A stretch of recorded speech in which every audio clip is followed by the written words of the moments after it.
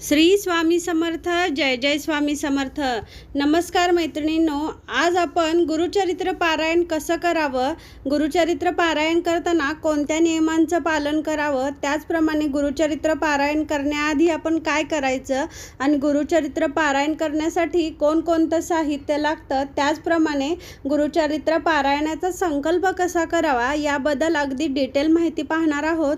तर मैत्रिणींनो, तुम्ही जर चॅनलवर नवीन असाल तर माझ्या चॅनलला सबस्क्राइब करा, व्हिडिओला लाईक आणि शेअर करा.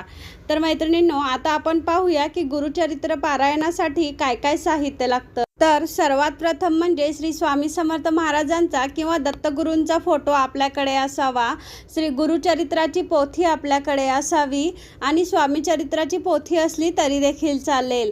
त्याचप्रमाणे धूप, दीप आणि नैवेद्याचं ताट असावं आपल्याकडे बसण्यासाठी 2 आसनं असावीत, एक महाराजांसाठी आणि एक आपल्यासाठी असावं.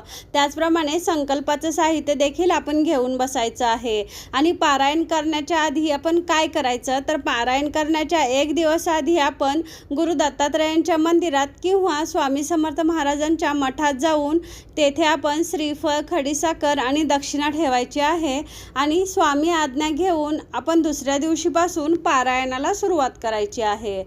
आणि त्याच दिवशी आपण 1 गाय व 4 कुत्रे यांना गव्हाच्या पोळीचा नैवेद्य खाऊ घालायचा आहे.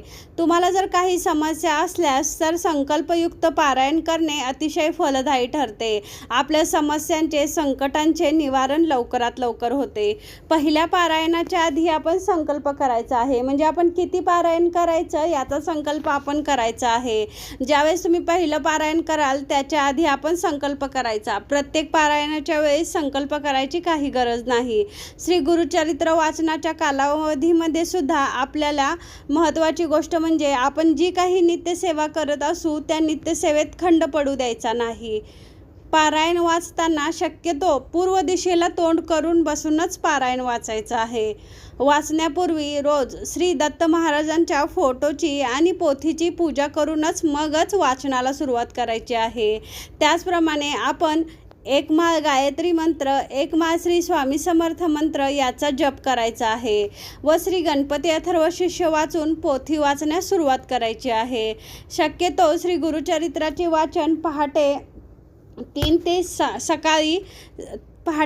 ते सायंकाळी 6च्या दरम्यानच करायचं आहे.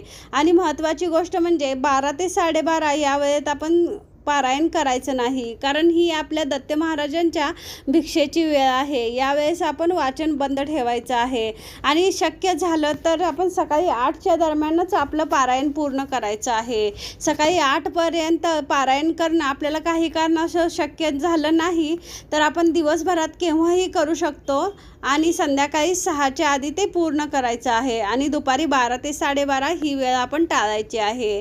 संकट गांभीर्य जर अधिक असेल तर म्हणजे तुमचे प्रॉब्लेम जर अधिक प्रमाणात असतील तर श्री गुरुचरित्राचे पारायण करताना आपण गायत्री मंत्राचं पठण करायचं आहे. ओम भूर्भुवस्वः तत्सवितुर्वरेण्यं भर्गो देवस्य धीमहि धियो यो नः प्रचोदयात या मंत्राचा जप आपण करायचा आहे. आणि गुरुचरित्र वाचायची पद्धत आपण आता पाहूया. प्रथम दिवशी म्हणजे पहिल्या दिवशी आपण 1 ते 9 अध्याय वाचायचे आहेत. दुसऱ्या दिवशी आपण 10 ते 29 अध्याय वाचायचे आहेत.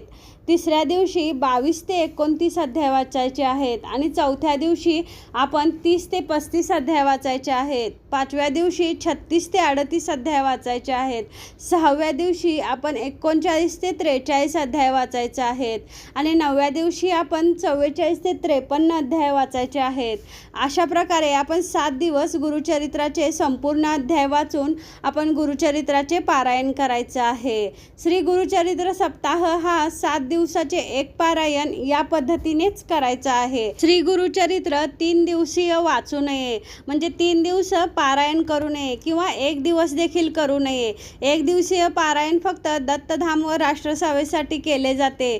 त्यामुळे वैयक्तिक जर आपण आपल्यासाठी घरगुती पारायण करणार असू तर आपण नेहमी 7 दिवसाचे पारायण करायचे आहे. आपण 3 पारायण करणार असू तर 21 दिवसात ती पूर्ण करायची आहेत.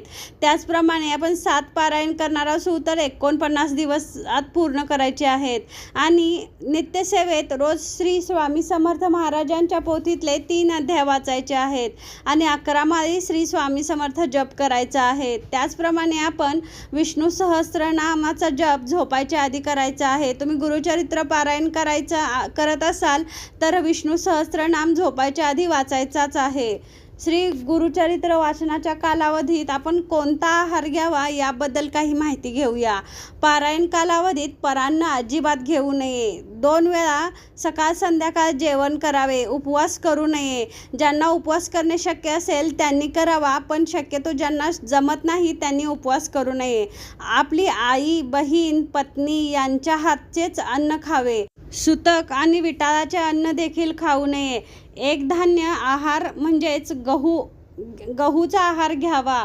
कांदा लसूण वर्ज्य करायचा आहे. प्रथम दिवस आपण 5 भाज्यांचा स्वयंपाक करायचा आहे.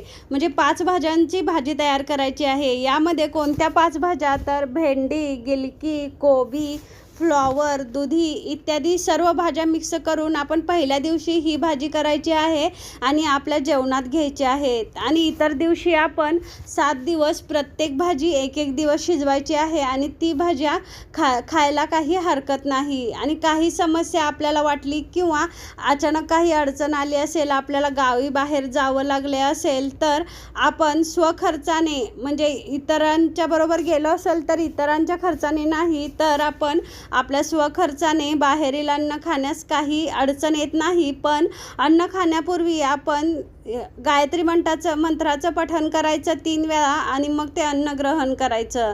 शक्यतो बाहेरचं खायचंच नाही, पण अगदीच अडचण आली तर मग खायला हरकत नाही. पारायण कालावधीत पूर्ण ब्रह्मचर्य पाळायचं आहे. पारायण कालावधीत आपण बेडवर अजिबात झोपायचं नाही. घोंगडी किंवा चटईवर झोपायचं आहे.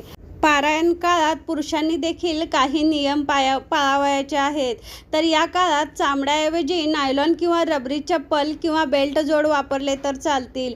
त्याचप्रमाणे पारायणाला बसताना नेहमी आपण सोवळं करून पारायणाला बसायचं आहे. आणि स्त्रिया जर पारायणाला बसत असतील तर त्यांनी देखील साडी नेसूनच पारायण करायचं आहे. इतर ड्रेस किंवा आपल्या घरगुती कपड्यावर पारायण करायचं नाही. पारायण कालावधीत जर काही अडचण आली तर पारायण अर्धवट सोडायचं नाही. आपण दुसऱ्या कोणाकडून तरी पारायण पूर्ण करून घ्यायचं आहे. त्याचप्रमाणे श्री गुरुचरित्र वाचनाच्या कालावधीत मृत शौच असणाऱ्यांच्या घरी किंवा अंत्यविधीस जाऊ नये. स्वतःच्या कुटुंबात जर काही अडचण आली तर अशा वेळेस श्री गुरुचरित्र पारायण दुसऱ्यांकडून पूर्ण करून घ्यावे. मात्र ते अर्धवट सोडू नये. कालावधीत रोज सकाळी संध्याकाळी श्री गुरुचरित्राच्या पोथीस नैवेद्य दाखवून आपण आरती करायची आहे. 7 दिवसाच्या सप्ताहाची सांगता आपण 8व्या दिवशी पूर्ण करायची आहे. त्या दिवशी आपण आपल्या घरातील कुलदैवतेला त्याचप्रमाणे श्री स्वामी समर्थ महाराज आणि गुरुचरित्र पोथीसाठी प्रत्येकी एक नैवेद्य काढायचा आहे. त्याचप्रमाणे आपण या दिवशी गाईला देखील नैवेद्य दाखवायचा आहे. दुसरी गोष्ट या दिवशी काय करायची तर आपण ब्राह्मण भोजन करायचं आहे. ब्राह्मणांना दक्षिणा शिधा देऊन आपण गुरुचरित्राची सांगता करायची आहे. त्याचप्रमाणे मैत्रिणींनो, आता आपण संकल्प कसा करायचा याची माहिती पाहूया. संकल्प बऱ्याच पद्धतीने करता येतो. आपण अगदी सरळ साधा संकल्प करायचा आहे. संकल्प हा पारायणाच्या आधीच करायचा आहे. 3 पारायण करायची असल्यास पहिल्या पारायणाच्या दिवशी आपण संकल्प करायचा आहे. संकल्पाला साक्ष म्हणून आपण धूपदीप लावलेला ठेवायचा आहे. पोथीसमोर बसून पोथीची पूजा केल्यानंतर उजव्या हातामध्ये आपण थोडं पाणी पळीने घ्यायचं आहे. त्यात एखादं फूल किंवा फुलाची पाकळी घ्यायची आहे. अक्षता आणि हळदी कुंकू घ्यायचे आहेत. आता आपण पाहूया संकल्प कसा करायचा. स्वतःचे नाव घ्यायचं, गोत्र सांगायचं. माझी अशी इच्छा आहे की माझ्या मनातील म्हणजे तुमची काही इच्छा असेल ती आपण महाराजांना सांगायची आहे आणि म्हणायचं की मी स्वामी महाराजांच्या आज्ञेने पारायण करायचे ठरवले आहे. मी एवढे पारायण करणार आहे. म्हणजे तुम्ही किती पारायण करणार असाल 1, 2, 3 असं जर 21, 11 असं जर पारायण करणार असाल तर त्या पारायणाची संख्या तुम्ही सांगायची आहे. आणि स्वामी आज्ञेने मी पारायण करत आहे. हे पारायण माझं निर्विघ्नपणे पार पडू दे. तुम्ही माझ्याकडून ही सेवा करून घ्या आणि आपली काही जी समस्या आहे त्या समस्येतून मला मार्ग मिळू दे असं म्हणायचं आहे आणि या समस्येतून बाहेर येण्याचा मार्ग मला दाखवा असं सांगायचं आहे. आणि उजव्या हातामध्ये घेतलेले पाणी, फूल, अक्षता, हळद, कुंकू जे काही आपण घेतलेले आहे ते ताम्हणात सोडून द्यायचे आहे. संकल्प केल्यावरच आपण पोथी वाचनाला सुरुवात करायची आहे. आणि आपली पोथी वाचून झाली की ताम्हणातील जल आपण तुळशी सोडून इतर कोणत्याही झाडाला अर्पण करायचे आहे. अशा ठिकाणी अर्पण करायचं की तिथं आपलं पाऊल पडणार नाही. तुळशीला हे जल अजिबात घालायचं नाही. आणि विशेष गोष्ट लक्षात ठेवायची म्हटलं तर शक्यतो पारायण हे पोथीतूनच करावे. म्हणजे आपल्याकडे ज्या काही पोथी असतील म्हणजे गुरुचरित्राची पोथी घेऊनच आपण पारायण करायचं आहे. आजकाल बरेच लोक काय करतात की मोबाईलवरून, कॉम्प्युटरवरून साईडला लावतात आणि अशा प्रकारे पोथीचं पारायण करतात. तर असं करायचं नाही. तुमच्याकडे जर PDF असेल तर त्याचं प्रिंट काढायचं आणि मग पारायण करायचं. मोबाईलवर लावून आपण इतरांचं ऐकून पारायण करायचं नाही.